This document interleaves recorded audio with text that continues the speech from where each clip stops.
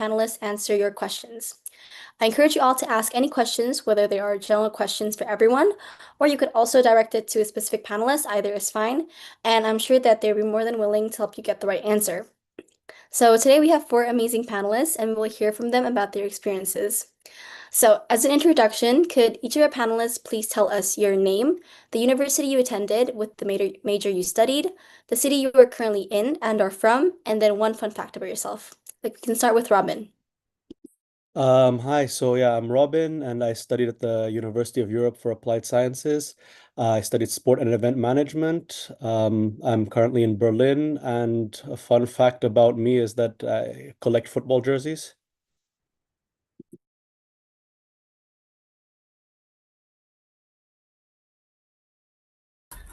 Sorry, my turn. Hi, my name is Prentice. I went to Newcastle University. I majored in sociology, social sciences. I'm currently in London, and a fun fact that might not be that fun. I grew up overseas and have only just come back to England, so I grew up in Shanghai.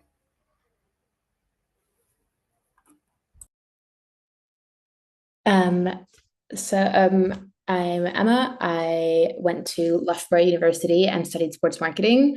I'm currently in London, but I'm originally French. And fun fact about me is that I speak four languages. And similarly to Prentice, I also grew up in Shanghai actually and went to international school. Hi, I'm Ashley Hutchings. I went to the University of Georgia here in the US, sports management. I live in Chicago, Illinois, but I'm currently in Atlanta, Georgia, from Atlanta, Georgia. And one fun fact is I was captain of my soccer team in high school. All right, great. So now that we know a little bit about you guys, let's dive straight into the questions. So the first question is, did you always know what you wanted to study at university? And how does this relate to your progression to your current career now in sports marketing? Was it intentional or was it somehow unexpected? Well, I would say for my house, it was unexpected when I finished university. I studied something completely different. I went on to study political science and I finished a bachelor's degree there. And I was working for about 1 or 2 years, where I realized that this might not be the thing that I want to do for the rest of my life. And so then I went on to start studying sports management, and that's how kind of I got into my career path a bit later than directly from high school, but I found my way in that sense. Yeah, I mean, for me, I had absolutely no idea what I wanted to do. And sociology, I knew I wanted to be at Newcastle University, and sociology came up as one of the top subjects there. So I thought I'd dive into it. But much like Robin, it kind of, you understood that that wasn't what I wanted to do and follow that career path, and diverted kind of later in life towards sports, as it had always been an interest. So yeah.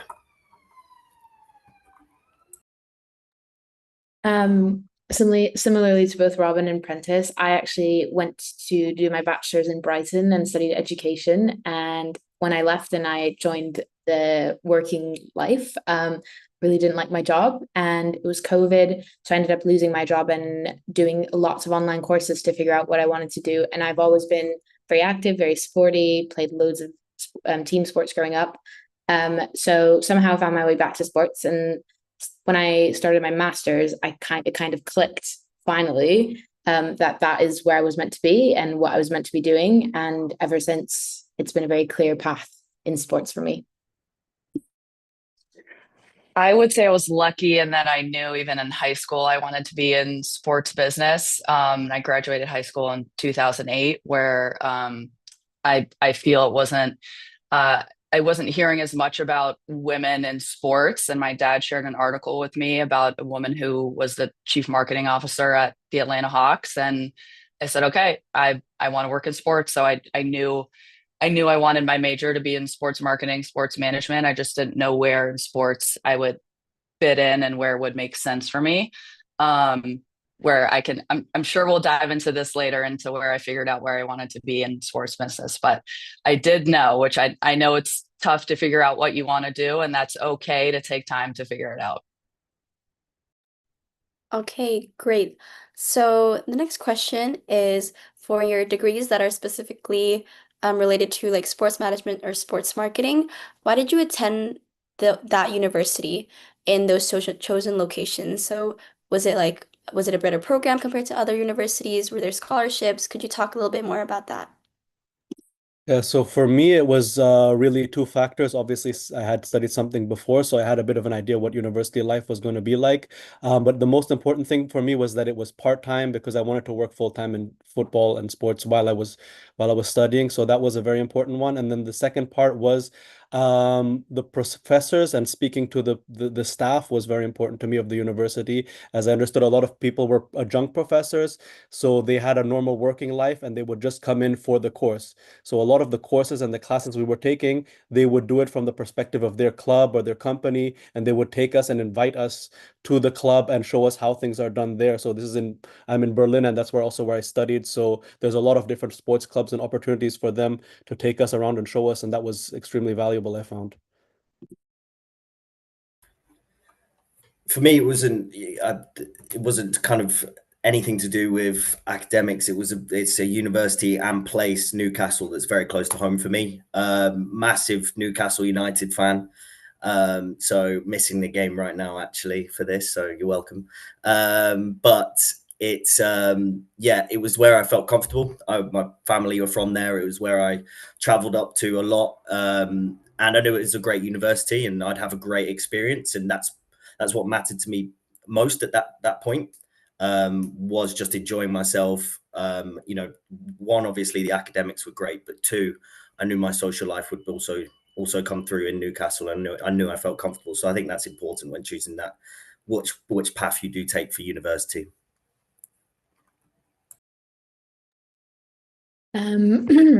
Because I had already done a bachelor's when I decided to do a master's in sports marketing, I think the like environment of the university was a lot less important to me.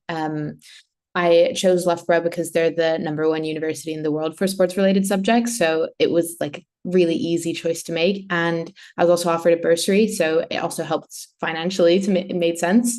But they also have a great academic program, and they have amazing lecturers that have connections in the sports world that have worked on some of the biggest innovations, from all the way down to from football all the way through to like bringing new technologies into sports.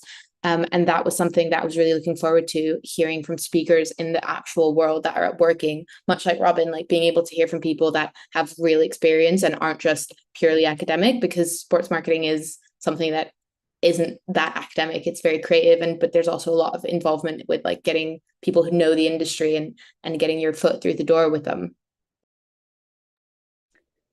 Yeah, I'm similar to Prentice in that it was kind of less about the academics. Georgia's a really great school academically. Um, However, it's also close to home. I'm from Atlanta, which is an hour and a half from Athens, Georgia. Georgia also has a really great sports program. If you know anything about American football, Georgia football is a really good team. And so obviously that's exciting. But also at the time when I was in school, there was something called the Hope Scholarship that covered tuition if you had a certain GPA, which I did. So that was obviously really attractive as well. Right. So moving on to the next question. Did you do any internships or work experience while at university? And how did you find these and how did they help you towards your career progression? Yeah, so as previously mentioned, because I was studying part-time, I was working full-time in sports, and I worked for a few different football clubs here in Berlin. And that really helped me find the right path that I wanted to do. I was able to try out different things and different, yeah, positions, and obviously as well, working in smaller clubs when you start, I think is really good because you can get hands on a bit of everything, a bit of the marketing side, a bit of the organization, a bit of the merchandising, all of the things around, and you can really a bit more test to see what is more fitting for you. So definitely the work and the time I spent helped me a lot in that sense. Yeah, this is one thing in hindsight, I wish I did more of. I kept in touch with sports through kind of various levels of coaching, more as a hobby rather than to kind of bolster my career. But looking back on it now, it would have been something that would have set me up later in life if I had engaged more with that side of things, societies, the clubs around. It doesn't always have to be a kind of a paid position, but volunteering. I wish I took more advantage of that, if I was honest with myself. But at the time I was young and seemed to not be bothered with it at that point. But I think that's definitely, Robin seems to have had a great time doing that. And I think for me, looking back, it would have been something that I should have done more of. So yeah, bad answer to that question, but bit of a different perspective, I hope.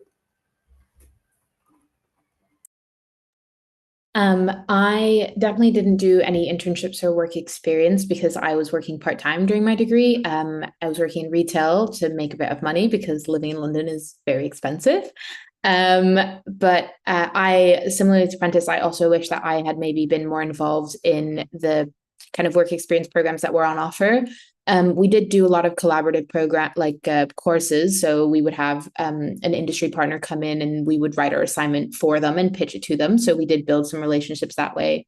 And I did also attend a lot of like networking events and go through like business validator programs with industry professionals. So I tried to build relationships that way, since I didn't really have the time to do work experience on top of having a part-time job during uni. I had a couple internships at the Coca-Cola company here in Atlanta in their sports marketing department.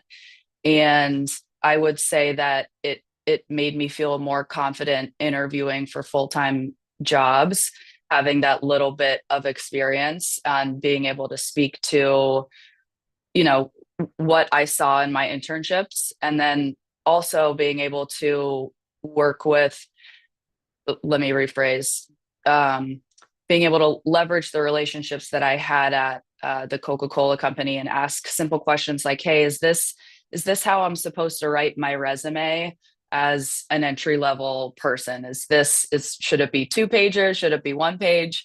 It should be 1 page if you have less than 10 years of experience, is what I've learned. But being able to start kind of having those mentorship types of conversations and feeling confident in interviewing, I thought was super helpful. All right, great. So now that you guys have had a bit of like more experience in the industry, could you guys talk a little bit more about some common jobs or careers that are related to the field of sports marketing, and what do these popular or common jobs entail? Yeah, so I think I could speak a bit more from the club side perspective because that's mainly where I've been involved. So there's definitely the classic things that you would think of is the sports side, so looking at coaching and all the stuff that goes around with that, but those are also a bit more separate because there's a lot of technical stuff to learn which are not university related. But then there's more the management, the organization of the club, as we mentioned before, merchandising, marketing, and yeah, there's very different much roles, especially if you work in a bigger club. There's also hospitality and food and beverage, different aspects that come across to it as well. I'm sure my other colleagues here will mention some of it, but yeah, so there's quite a big range of things you can do there. Yeah, I mean, I totally agree. With sports marketing, it comes in so many different layers, and it fits into a lot of the roles that you'll do that might not even specifically have to do with marketing, as a kind of a full time. So in my case, it was more as an account manager, more on the partnership side of things, where it was a communicative role, but you were working on campaigns. So you might not be building the decks and you might not be building the proposals, but you're organizing and developing this campaign for a client. That includes the marketing and reaching their marketing goals. So I think sports marketing, kind of whatever route you take, sports marketing seeps into each role that you do. And it's always something that you have to have in the back of your mind that that's the end goal a lot of the time is marketing. So it kind of seeps through. Hopefully that makes sense. I would say there's like 2 kind of more distinct pillars in sports marketing. So you have like pure sports marketing, which is very athlete related. So that would be like athlete management, and brand side, it's like the athletes that they work with and and partnerships that they have. And then there's brand marketing, which is like everything from a club all the way through to a brand like Nike. It's really like how they how they represent themselves in the sports world. And within the brand marketing pillar, it's like very diverse. I personally work in experiential, which is a lot of live event deliveries, but can also be photo shoots or even small brand activations. But there's also like social media content creation as part of that brand marketing. There's also like anything from like merchandising. There's a ticketing is part of like that brand marketing as well. There's a really wide range of careers within that, and you can even, there's also like separately to that sports broadcasting, which kind of falls under this marketing realm sometimes. So I think it's a very wide range, and it's hard when you're studying to know where in that range you fit. But I would say the best way to know what you want to do is to figure out what you don't want to do. So definitely try out loads of stuff. And then if you try, say you try like broadcasting and you're like, oh, actually, that's really not for me. There's so many other avenues within sports marketing that have translatable skills from that. That makes it really easy to switch to all those different career paths. I'm sure you're figuring out now that there's so much you can do in sports marketing, and I would take it even another step further and say, just from sports business perspective, you can have a degree in finance and go into sports marketing, sports business. Someone has to write the contracts. You can be an attorney. You can go to law school and you can write the agreements for the athletes, for the sports broadcasters. There's so much that fits into sports marketing. Don't feel like you have to be an athlete, even know who the athletes are, or A, B, C, D, F, G, know who the teams are. You don't have to be a huge sports fan if you just are interested. And you have strengths in other places, then there's absolutely somewhere in sports marketing, sports business that can make sense for you. Now, specifically to your career and your current job, could you describe what you do for work on a day-to-day basis? So, like, what do the hours look like, some of your responsibilities, and things like that. Yeah, so currently in my role, I help a group of investors. They're finding clubs in Europe, which they want to become owners or part owners of.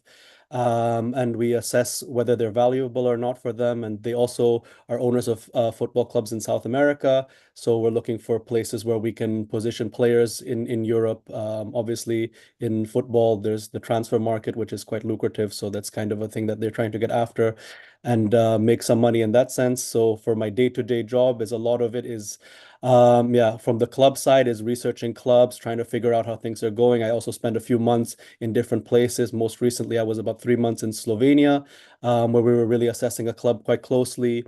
And other than that, it is a lot of watching videos, scouting, and a bit more on the football side, trying to find what's the right fit for our players and also finding players who could fit our profiles.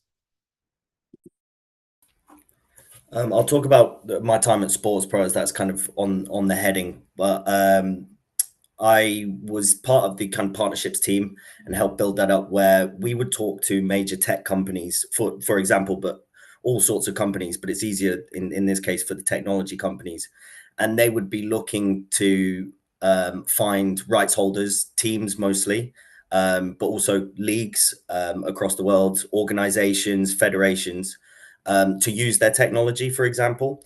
So it'd be my job to use the Sports Pro channels, whether that meant events or whether that meant kind of digitally, using those to build brand awareness for these tech companies, build thought leadership within the sports world, build kind of lead generation so that they have a bank of people to talk to. So we would hold events where we would bring along the Man Uniteds, the Premier League teams, the La Liga teams of the world and their top executives, and put them in front of these technology companies as a pitch maybe, or sometimes a booth, sometimes a podcast. It changed, and it was about my job was about finding the right way to get in front of the right team for the right technology company. So there's a lot of strings being pulled, but eventually it was about getting to the right marketing ideation creation and making that work for the company that I was working for.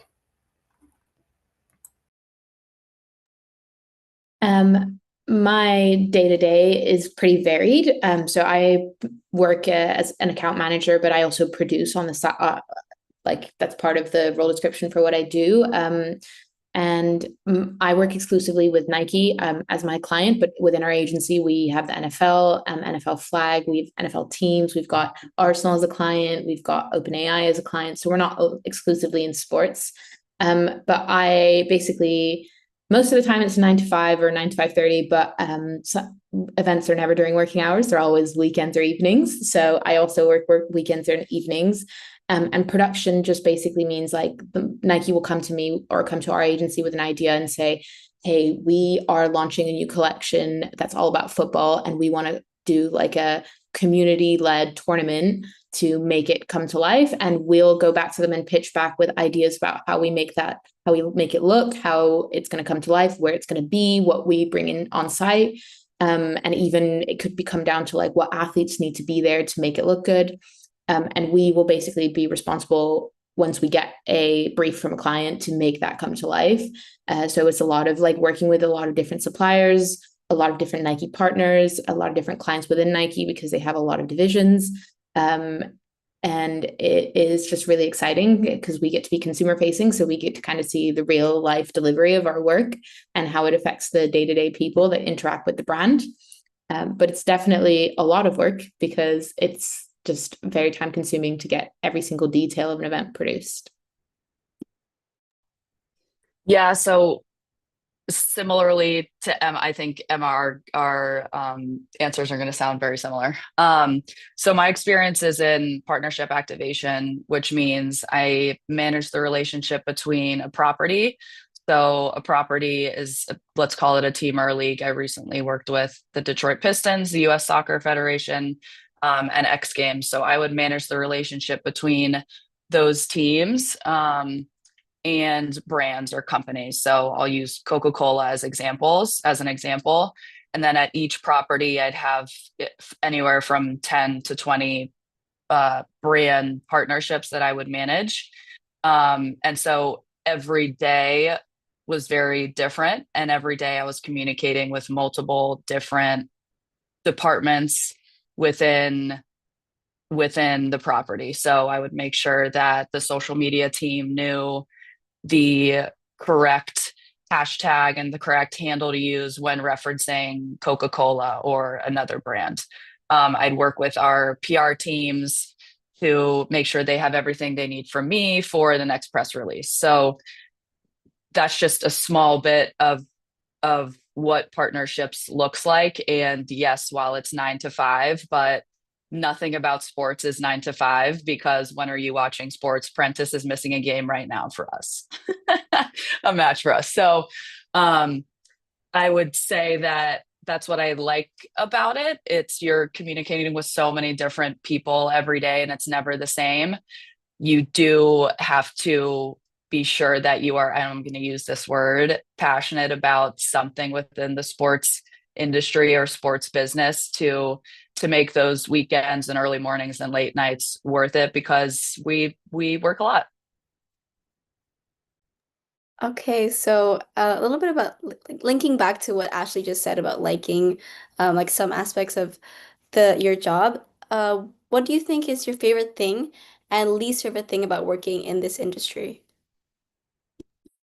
I think for me, my favorite thing is that it's so diverse in what you do and so different. I think compared to working other jobs. I've previously worked 9 to 5 jobs, and yeah, I've been in other industries as well. And it's so always changing, always demanding, always different times, always different schedules. So that's something that I love because you never get bored. There's always something new. Obviously, you always have problems and issues as well coming up in work, but I think that's the fun part about it. I think especially in this industry, you need to be someone who likes to take on the problems, likes to be problem solving, likes to take on quick challenges, and that's something I find exciting about it.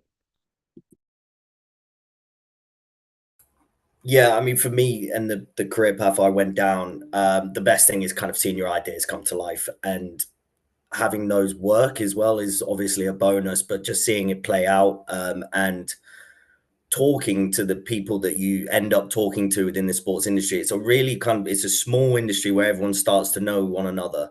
And the people that you have in your network, and you obviously don't have to talk to them every day, but being alongside those people is always such a cool bonus. And it makes you feel like you sports, being in a sports career, doing well in it, makes you feel successful, makes you feel like you're among the right people once you get there.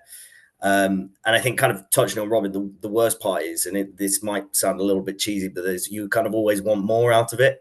There's always something else that you find interesting, that your then mind goes to, and you want to challenge yourself to that new thing, and it's constantly happening. So you can sometimes actually find yourself getting bored of the one thing that you're doing right now and really want to challenge yourself somewhere else. And navigating that can be difficult. But that's sports, I think, more than any other career path and any other industry, is that there's so much that you can do in it and that you want to do, that you're sometimes juggling things, and sometimes trying to learn too much, maybe, or add too much into it. But also at the same time, that's a great thing, I think, and that's why we're all in it.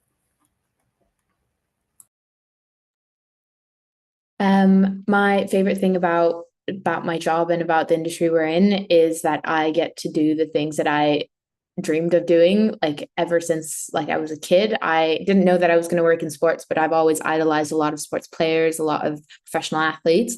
And working with Nike now means that I get to meet a lot of those people and see the reality, like, that for a lot of the young girls that come to our events, or the communities that we're working with, like, they are seeing their dreams come true, and being able to impart that on people is really, really amazing. And it's definitely my favorite part of my job. An additional perk is that I do get a lot of free stuff through sports as well. We get lots of free clothes and access to a lot of things with the people that we know and the relationships we build. My least favorite thing, it might be, because I'm so passionate, and I think this will be the same for all of us here, is like, we give so much to our job. We are always working extra hours and out of hours for events and for different things, for games, for things. And it does mean that sometimes it takes a bit of a toll on your life, and you give a lot of your time to it. And it, like Prentice said, it's hard to balance sometimes with, like, other things going on and wanting to do other things. But it's both positive and negative, because I also see that I'm one of the people in my friend group and in my extended friend group that loves what I do. And I can't say that for that many people that I know. And so it's kind of a balance. It might take a lot of time, but I love it. Yeah, agreed. Really lucky. We love what we do. I think my favorite part are the people that I get to work with. They're all, Robin, to your point too, everyone's so different. Nothing's ever the same. No day is ever the same. Sure, we're gonna have weekly meetings with some of the same people, but there's always something new to concept, new to ideate. More you can do with XYZ partner. The options and limits are truly endless. And to my point earlier, we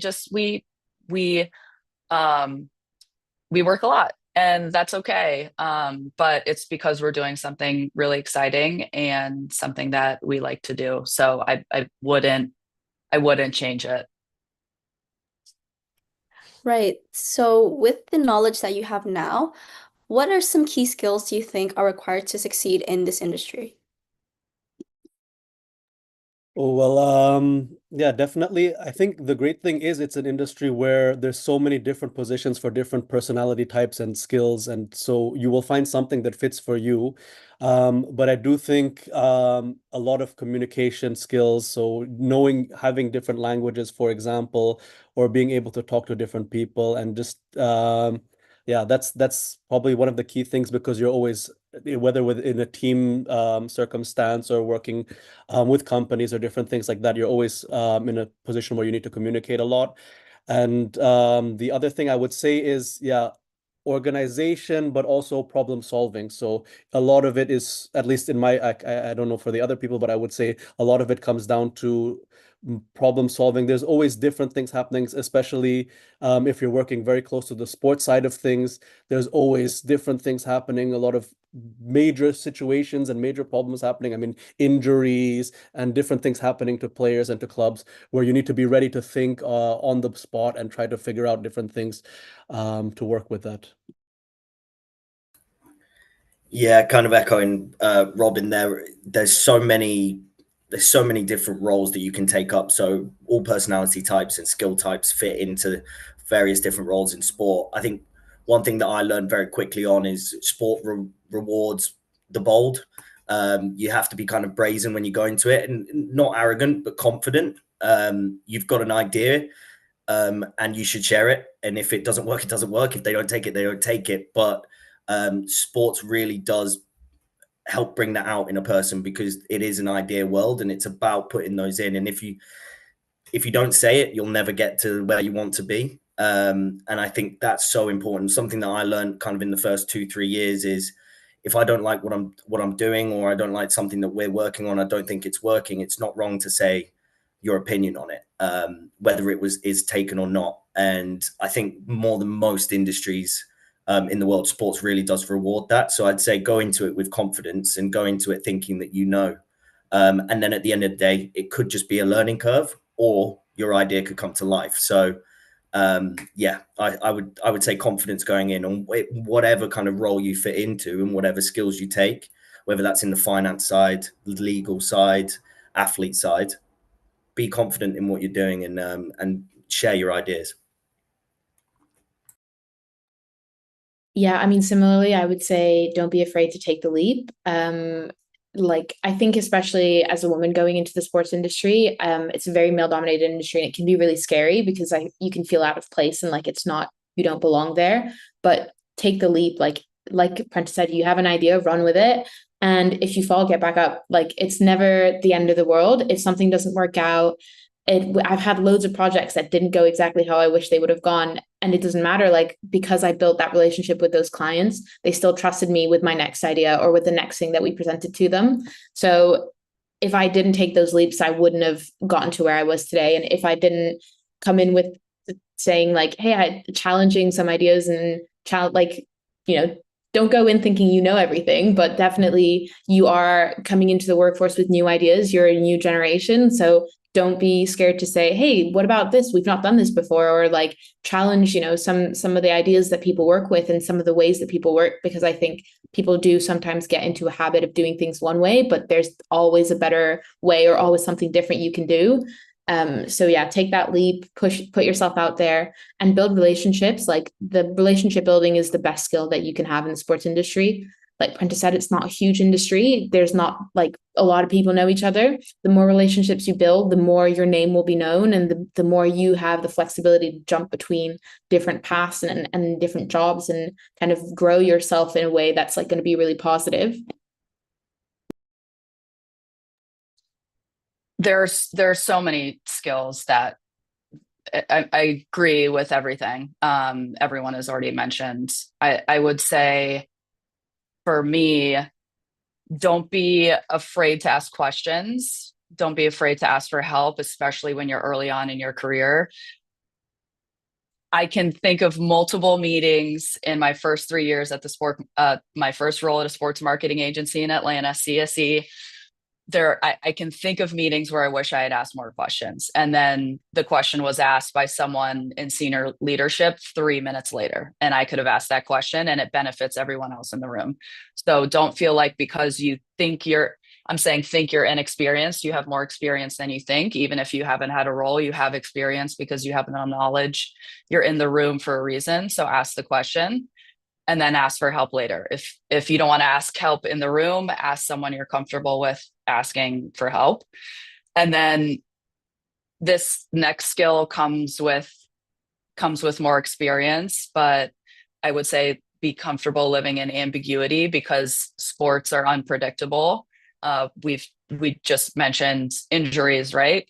We don't know what's going to happen if XYZ player is injured, and this brand, I'm coming from my career perspective in partnerships, but if a brand has an agreement with an athlete that just got injured, and that athlete was supposed to have a meet and greet with multiple fans after, what's the decision Ashley is going to make so that the contract is still fulfilled? So that happens in meetings, that happens at matches and at games, that happens at any time. So again, that's a great skill to have. It's usually learned with more years of experience, but I would say those two things: be comfortable asking for help, and even if it's not help, asking a question. I don't know what a COI is, so it's okay to ask the question. Somebody else is thinking it. Okay, great. So, next question is, how creative do you think your career is personally? And could you describe in what aspects is it creative? Yeah, so from my side, I don't think it's as creative as I would think some of the others here have in their role. Mine is pretty a bit more straightforward because it's a lot to do with more of the sports and the organizational side of things. But I do think there is still a lot of room within that to say, okay, think of creative ideas and ways. For example, I mean, I'll use an example of something that I did recently. We had a contract negotiation with a player where we were trying to get him to move. He wasn't that interested or budged, so we were trying to dig in a bit more. Turns out that because of his life partner, he wasn't ready to make the move to a different place. So then we went to the location where we were going to play him in the club, and we found actually a hotel where his girlfriend could work at. And so move there with him and have a job and have a stable income as well. So, for example, that's not necessarily the creativity that you would standardly think of, but there is creative ways to find out, okay, how can we solve this problem together? So I think there is, in that sense, a lot of creativity. Yeah, I think creativity comes through my role through kind of forward thinking more than creation.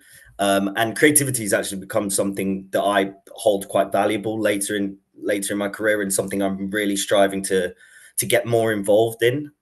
Because a lot of the time, especially in my previous roles, I was in a communicative role, so it'd be upholding rights contracts, making sure everything on the day was fine, but it would just be communication. And I wanted to therefore put myself in the position where I was part of the production. So later it is creativity has become more important to me. So I'd say it's an even split for me, but there's always creativity kind of flowing through it. Like I said, with the forward thinking, you've got to be one step ahead of your client a lot of the times, one step ahead of the team you're working with. And then kind of like Ashley said in the last question is internally as well, right? Putting those ideas forward that it might not even be specific to your role or something that you think you shouldn't be talking about, but having these constant ideas come up and that creativity internally is something that you should always think about and put into your work as well.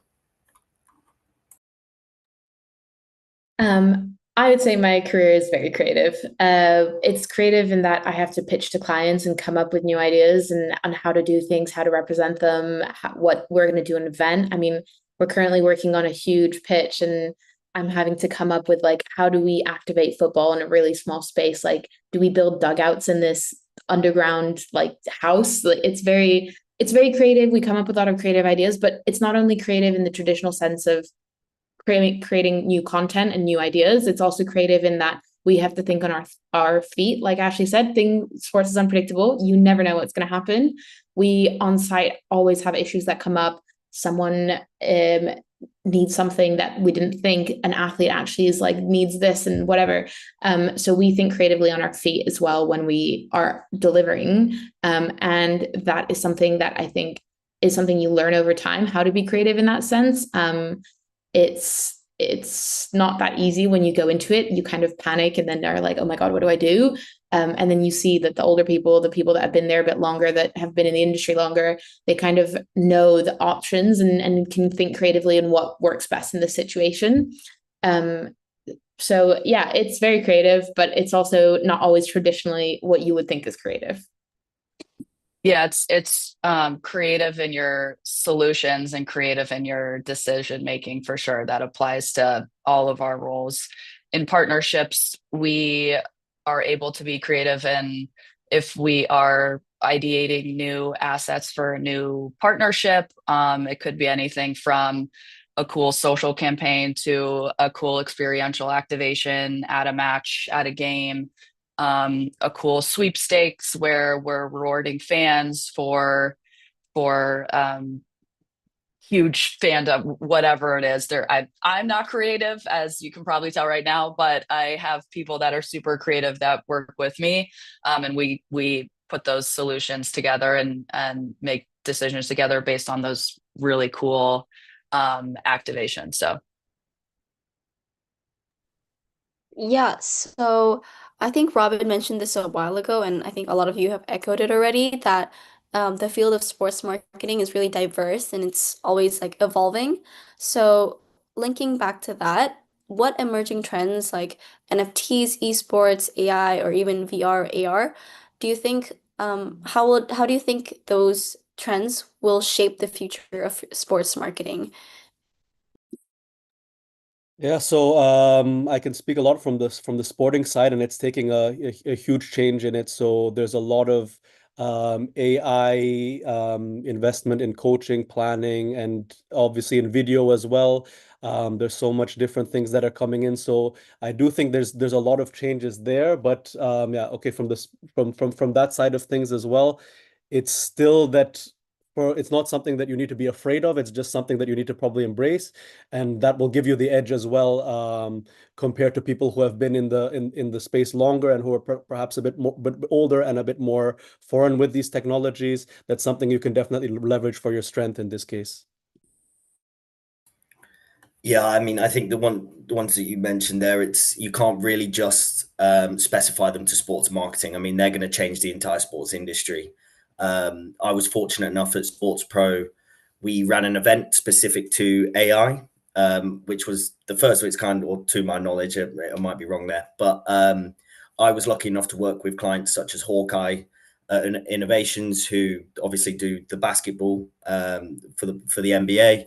I worked with Genius Sports, who to kind of do the offside lines in Premier League, and technology like that. Whether it's VR, AR, AI, it's constantly changing the whole landscape. Like Robin said, you've got to embrace it. Technology's just going to evolve, and it's going to be more integrated into every single part of sports. And therefore, kind of getting ahead of it and even trying to show an interest in it. For me, it wasn't something that I particularly had an interest in before I sat down in front of these clients and really learned about what they actually did and how they're changing sport. I think knowing that it's going to happen made that easier, and you can't do anything to go back to the traditional ways now. So I think, yeah, like Robin said, get in front of it, try and understand it. But AI, and they're coming and they're staying, and they're some of the coolest people to work with. They really know their stuff. So if you can get in amongst that crowd, it's always super interesting conversations to have. Yeah, I mean, echoing what's just been said, like the sports industry is going to change and it is already changing before our eyes with all of this new technology and then everything that's being brought in.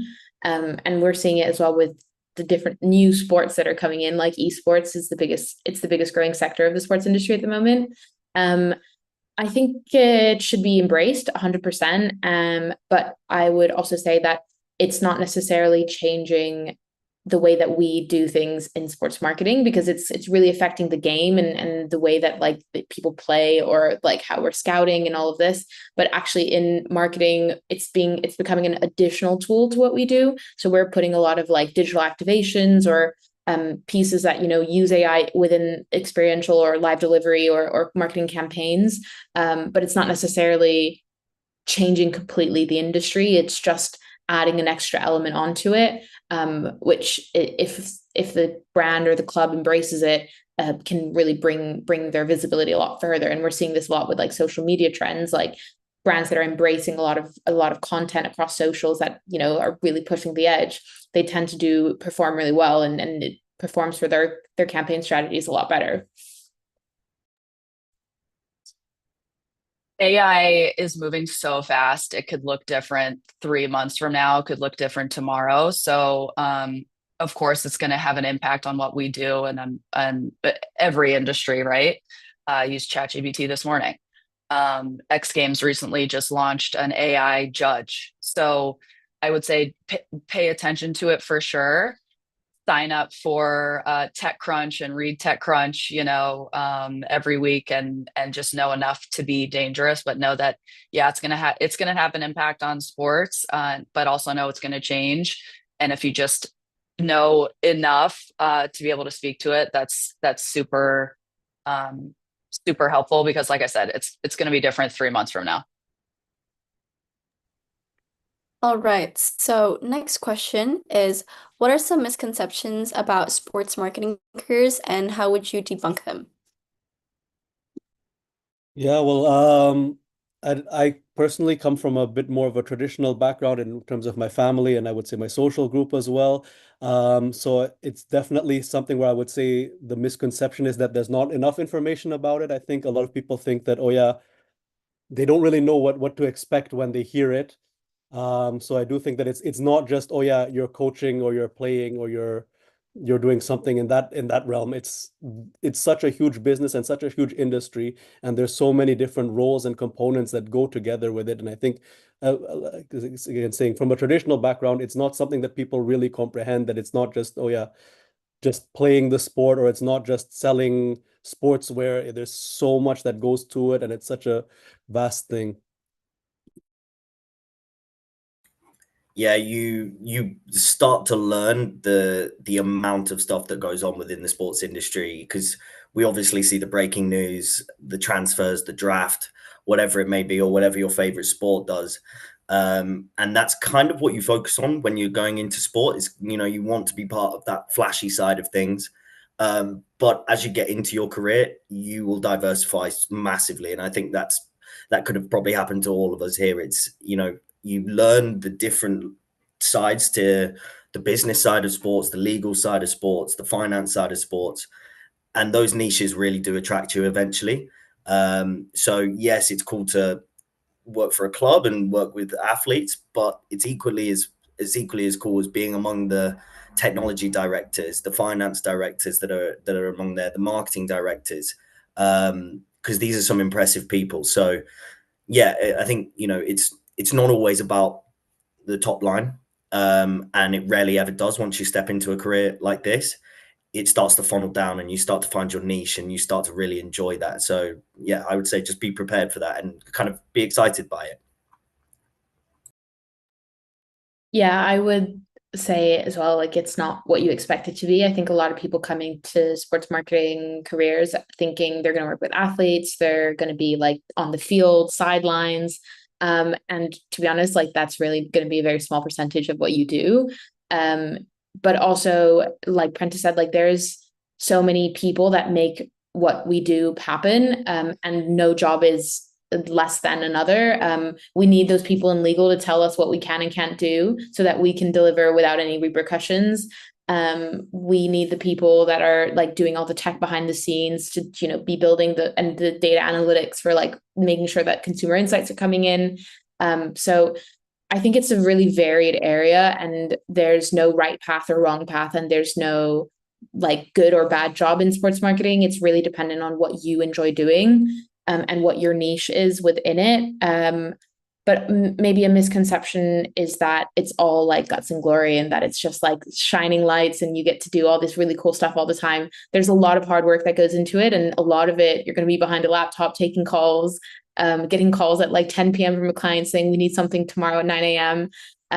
So it's not that glamorous. It's not as glamorous as people make it out to be all the time, but it definitely has a lot of reward to it as well. Yeah, taking calls from a laptop back of house next to the cooler, under the stadium, behind the basketball arena for sure. Do we all meet athletes? Yes. Is that cool? Sure. I can count on one hand how many matches, basketball games, X Games competitions that I've seen from start to finish. And I think I said this earlier. Yes, I use this word passion. Um, you don't have to be obsessed with a team or an athlete or a league to work in sports, but you do have to really enjoy this work because there's so many different things that go into it. And so I would say that it's less of the flashy and more of the relationship management and relationship building to make you successful in sports. So yeah, that's what I would say. Okay, so for our students or early career professionals that are interested in going or breaking into the sports marketing industry, do you think there are any specific degrees, certifications, or extracurriculars that they could pick up that you recommend? Yeah, so I think as all the others have mentioned as well, because of the diversity of it, I don't think there's a specific degree or something that you could go after. But I think the main thing is volunteer, get amongst it, try to find if you, I don't know, at least in Europe, you have your local club somewhere. You have something that's at least within 30 minutes or 20 minutes of you. Go there, figure out what's going on, try to see if there's something you can help with. Just get involved and learn by being there, I think is the most valuable thing you can do. Yeah, there's I mean, for me, I took social sciences, and to be honest, if I kind of looked at, could tell my younger self, I would probably take a degree that was more related to sports. It took me a long time to then kind of work my way out of that, in a sense. So yeah, of course, it's valuable to be sport specific, but in my opinion, it's also great to be general. Um, Sports might not be for you, and it very well might be. So it's balancing what you feel is right. It's all dependent on the person, but it's if you know sports is what you want to go into, which I did in kind of later life. That's when I really kick-started volunteering. That's when I really kick-started, like Robin said, heading down to these clubs, and just asking, can I do anything on the weekends? Game time, let me film, let me help. It could be as simple as being on the pitch, cleaning up, afterwards, or whatever it may be. Just something to be around these people, just helps massively, more than you'll ever think. Because and I don't want to sound like a LinkedIn guru or whatever, but it's networking is the key idea with sports. And once you build that up, you're kind of running. You're kind of running with it from there on. Yeah, 100%. It's prove your passion. Like if you love football, keep playing for a club. Even if you don't get involved outside of playing, at least you can say, yeah, I play for a club. And that proves that you are passionate. If you want to work in sports broadcasting, make some TikTok videos of you hosting like, oh, this is this week's sports updates. Even if you don't get a lot of views, like you are proving that you are meant, like that this is where you want to go, this is where you want to do. People look at that and they see authenticity. They see that you truly want to be there. And yeah, put yourself out there. Like I think if I would look back, I mean, I don't think I would change my path, even though it took me a while to get to the sports industry. But I would tell myself to keep putting myself in the environments where I felt passionate and I felt like I was doing what I was supposed to be doing. Keep playing for football clubs, keep organizing tournaments, keep trying new sports, keep meeting people, and like join as many groups as you can. There's so many networks for like women in sports, for young entrepreneurs in sports, like that are trying to start businesses. Join them and meet people, because you don't know who you're going to meet, and you don't know that the person you're going to meet is not the next big thing that will help you get your leg up. So definitely just keep putting yourself out there and keep proving your passion. Yeah, agreed. I don't going back, I think Robin, it was your point that I don't think there's a specific major that is required for sports. I'm lucky that I knew early on that my undergrad was going to be in sports management, but I have colleagues whose majors were political science and things that you would think wouldn't apply, but it's just about what you do extracurricular wise, any other clubs, and even if it's not clubs, volunteering, volunteer to be a local kids soccer coach if you played soccer. I mean, it just shows your interest. And then if you're able to speak to it in the early stages of interviewing and your first roles, that's what really matters. And showing that you're able to communicate with a bunch of different types of people. I would say in the US, I typically in the US, when I'm asked what my fun fact is, I say I speak German.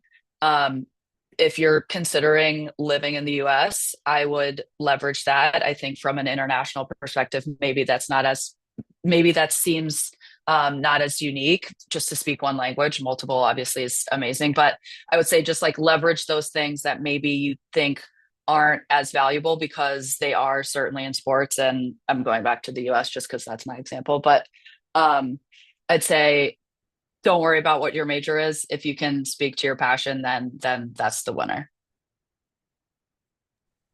Okay, great. So before we wrap up, I have one last closing question that Prentice already beat me to. But if you could give your younger self one piece of advice before starting your careers, what would it be? I think try. try as much as you can. I think that's something that I think me when I graduated, I really didn't in high school, I really didn't do, and that's why only later in life I'm pivoted to sports. And I think when you're young, especially coming out of high school or still being in university, there's a lot of opportunities and people are looking for people like that. People are looking for, hey, I'm looking for a university intern. I'm looking for somebody who can do it in this semester break. I'm looking for somebody who can do 10, 15 hours for me while they're in college or university. So I think that's something that, yeah, if I was my younger self, I would definitely leverage a lot more while I was doing it. Yeah, I used to get really kind of bogged down with feeling like I didn't want to do this particular job in sport. You know, it got to the point where I knew sport was going to be the career I wanted. But I would be in departments, for example, sales departments, where it was a lot of outbound emails, a lot of outbound calls. And for me, it just didn't work. And it does for some people, and all the best. And changing departments is always a difficult thing to do. Changing companies is always a difficult thing to do. You're kind of having to prove yourself once again, almost feel like you're starting again. And I used to really get kind of bogged down by that. But I've moved departments now kind of 3 or 4 times, and it's something now that I find more exciting than stressful. It's something new. It's a new challenge. And I would just tell, my younger self is it's okay to not want to do that one thing forever. You can change, and it's exciting to change. So if you have the inkling and you're able to, and you've got the support around you from colleagues, family, and whatever it may be, give it a go and put yourself in the position that might be stressful, but in the end, it's going to be exciting. And I think that's what it's all about, right? Is just finding what's actually perfect for you. Yeah, definitely along the same lines. I'd say like trust your gut and don't be scared. I feel like I was always really hesitant to jump on an opportunity because I was like, is it the right thing for me? Like, am I gonna like it? Is it where I see myself going? But you don't know that until you try it. And I didn't, it doesn't mean that it wasn't a helpful stepping stone for me to go somewhere else after and do something else. And I think I also had a lot of hesitation because I like Ashley, like you mentioned your dad sending you an article to show that, women could be in the sports industry. Like I was really scared to join a program in sports marketing because I was like, there's not going to be another girl in the program. I'm not going to have any role models. And like, I actually had 4 female lecturers that were like industry leading professionals. But if I hadn't challenged myself, if I hadn't pushed myself and out of like complete fear gone for it, it wouldn't have gotten to where I was. So yeah, be less scared, make the choice, trust your gut, and it'll be okay. And if it doesn't work out, that's okay. There's something else for you. Yeah, agreed. I would say don't compare your progress to other people's progress, especially early on in your career. I remember when I first started, I felt like I wasn't doing enough. I didn't know enough.